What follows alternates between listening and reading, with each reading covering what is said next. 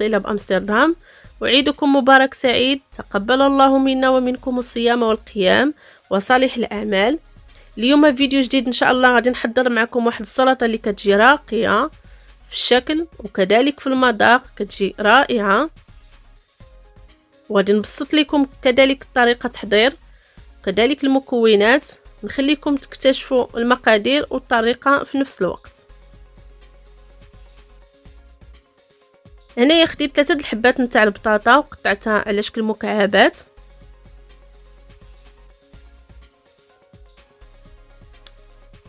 غنضيف عليها الماء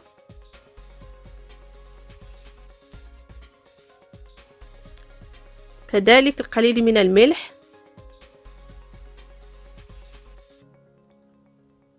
وهنا عندي معلقه صغيره نتاع بودره الثوم.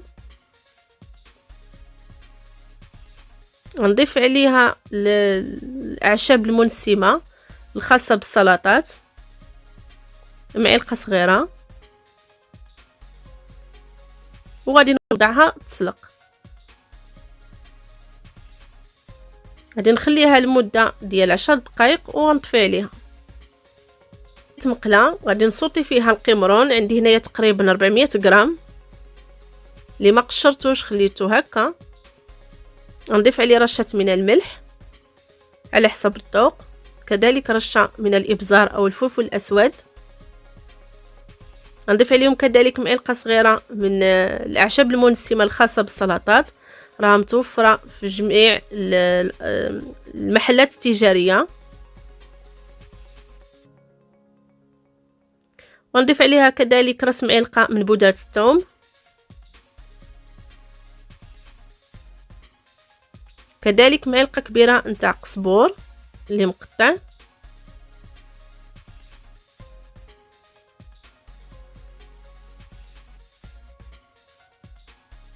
وكذلك 3 المعالق نتاع زيت المائده، وغادي نصوتيهم لمده ديال 5 دقائق. الكاسرول غادي نوضع فيها لي باط، نتوما يمكن لكم تعوضوها بالروز او ابلي اللي كان متوفر عندكم.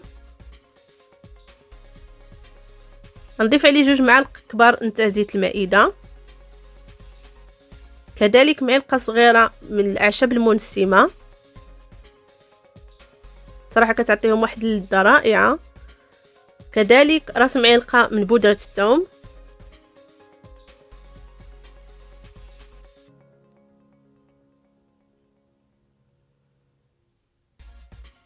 غنضيف عليهم الملح،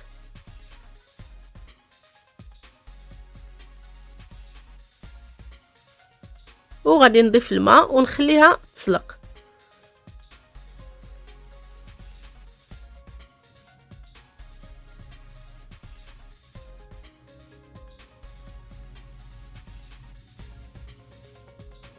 العويدات نتاع الكوردون كيكون على هذا الشكل. غنوضع واحد الحبه من الموتزاريلا كذلك طوماط سوريس، غنضيف عليهم الخيار او الكورنيشون المرقد، وكذلك قطع من السوريمي.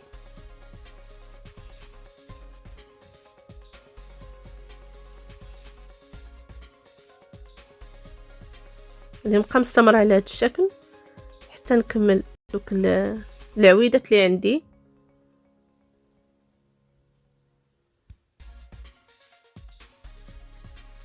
هنايا سلقت 3 نتاع البيضات، غادي نفصل الاصفر عن الابيض ونحتفظ بالابيض.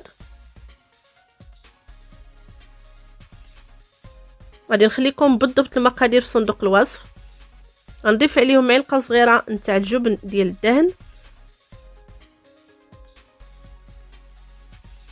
كذلك الملح، البزار، ومعلقه من صلصه المايونيز.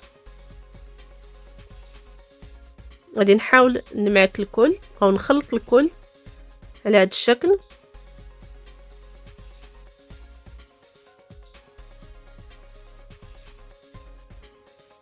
غادي نوضعو في الجيب الحلواني،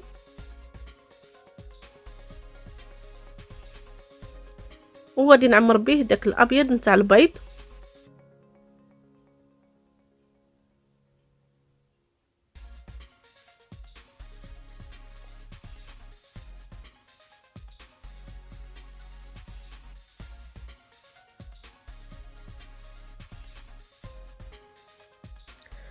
غادي نوضع من الفوق او غادي نزينو بقطع نتاع الفلفل الاحمر اللي شويته قطعته قطع صغيره.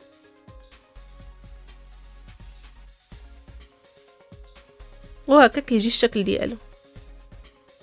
نحضر معكم الصلصه اللي غادي ترافق السلطه. غادي نوضع 2 معالق كبار نتاع صلصه المايونيز، غنضيف ليها واحد راس ديال الثوم او ضرس نتاع الثوم، كذلك واحد الكورنيشو اللي قطعته قطع صغيره، رشه من الابزار، كذلك الملح، معلقه صغيره نتاع الحامض، و2 معالق كبار نتاع زيت المائده. وغادي نطحن الكل. هنايا راني نسيت ما ضفتش القزبور، غادي نضيفه في الاخير وغادي نطحن الكل. من بعد ما تسلقات ليا لي بات وخليتها حتى قطرات، عندي 3 المعالق نتاع المايس او الذره، 2 معالق كبار نتاع قزبر ومعدنوس، كذلك 2 معالق كبار نتاع الزيتون الاسود اللي قطعته قطع صغيره، وبصله متوسطه اللي شلطتها على هذا الشكل. غنضيف عليها 2 حبات من الفلفل الاحمر اللي شويته قبل قطعته قطع صغيره، كذلك 2 معالق كبار من الجبن، يمكن لكم تعوضوه بجبن لافاش كيري او جبن الاحمر اللي كان متوفر عندكم. وغنضيف 2 معالق كبار نتاع زيت المائده، ومعلقه كبيره من الحامض، عصير الحامض اللي ما كانش متوفر عنده يعوضو بالخل، ورشه من الملح وكذلك البزار. وغادي نحاول نمزج الكل على هذا الشكل.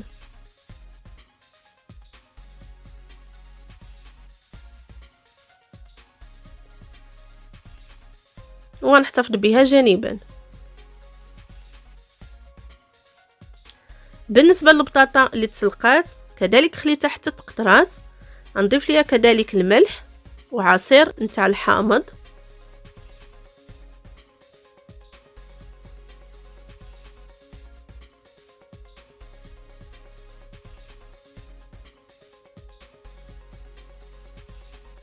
غنضيف عليها كذلك 2 معالق كبار نتاع المايونيز او صلصه المايونيز، وغادي نخلط الكل ونحتفظ بهم جانبا.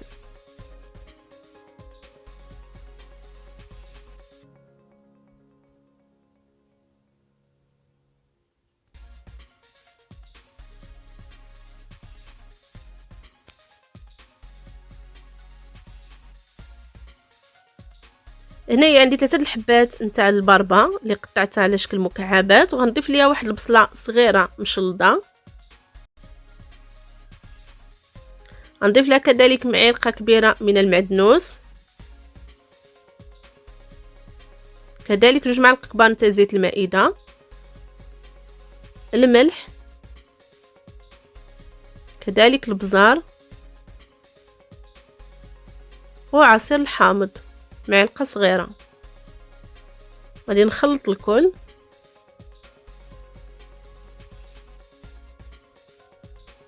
هنايا عندي 4 الحبات او 3 الحبات نتاع الجزر اللي حكيتهم على هذا الشكل، غنضيف عليهم الملح والحامض ورشه من الابزار ومعلقه كبيره من زيت المائده.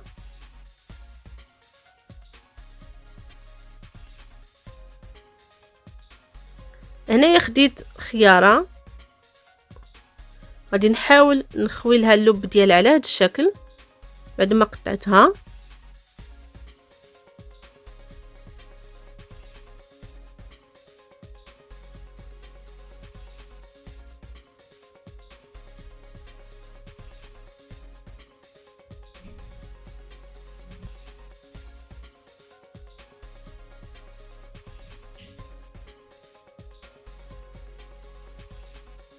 وغادي ندوز نعمرهم.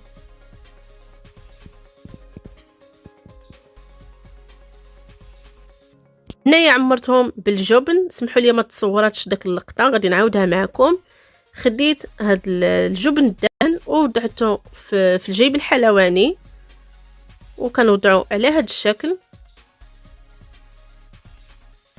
غادي نزين من الفوق بورق من المعدنوس. فقط هنا كنوريكم الطريقه كيفاش عمرتهم.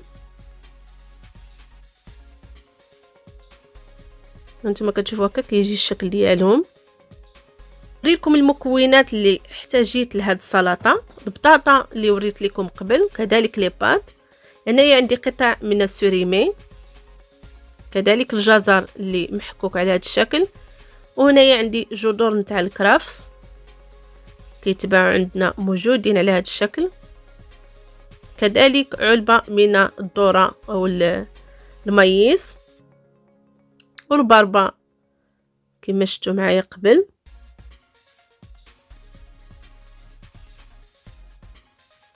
كذلك الخيار اللي زينته على هذا الشكل، وهنايا عندي صلصه اللي حضرت معكم، كذلك دوك العويدات اللي عمرت معكم، وكذلك البيض. وهنايا غادي ندوز نوضع الكل في التبصيل التقديم. خديت كؤوس غادي ندوز نعمر فيهم دوك لي بات.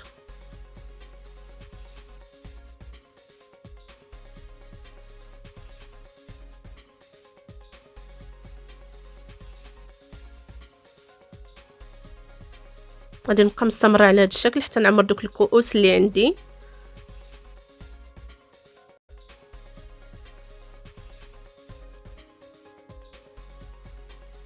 غادي نوضع دوك العويدات نتاع الكوردون اللي عمرت في الوسط على هذا الشكل.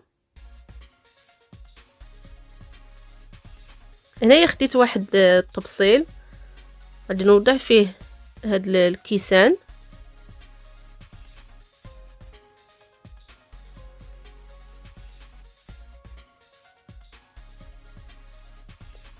بالنسبه لهاد الكاس غادي نعمر فيه داك لاصوص اللي حضرت معكم. نوضع دوك الحبات نتاع القمرون على هاد الشكل.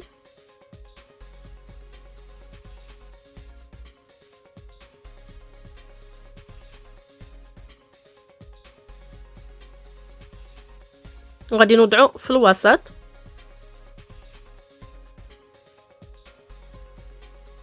هنايا من الجوانب غادي نوضع دوك الحبات نتاع الخيار.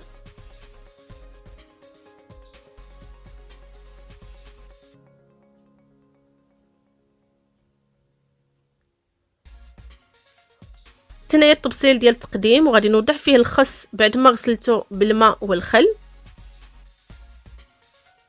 وضعت اوراق الخس على هذا الشكل، غادي ندوز نوضع فيهم المكونات اللي حضرت معكم، وهكا كيجي الشكل ديالها. غادي نوضع في الجوانب البيض،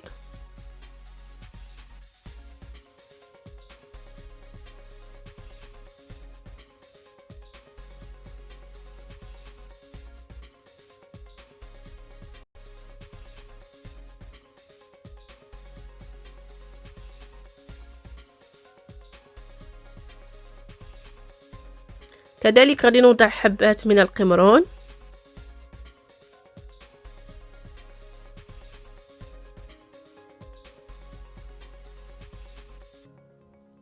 وخليكم مع الشكل النهائي نتاع السلطه. وهكا كيكون الشكل وكذلك التقديم نتاع السلطه اللي حضرت معكم. كتجي رائعه في الشكل وكذلك المذاق. يمكن لكم تحضروها لاي مناسبه. انا وجدتها للمائده نتاع العيد. نتمنى تنال الاعجاب ديالكم وتبارطاجيوها مع الاهل والاصدقاء باش تعم الفائده. وشكرا لكم على التعليقات وكذلك الدعم ديالكم. وعيدكم مبارك سعيد، والى فيديو قادم ان شاء الله.